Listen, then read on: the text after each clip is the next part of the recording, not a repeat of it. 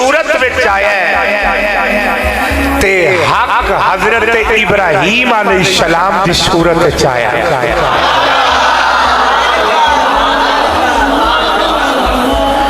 ते जे बातल फिरौन दी सूरत विच आया ते फिर हक हजरत मूसा अलैहिस्सलाम दी सूरत विच आया।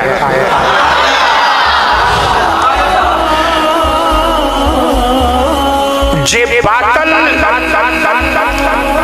अबू जाल की सूरत विच आया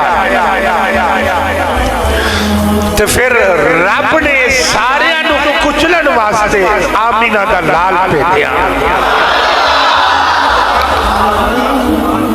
और जे बातल यजीद की सूरत विच आया ते खुदा दी कसम उठा के कहना फिर हक जेड़ा हुसैन की सूरत विच आया।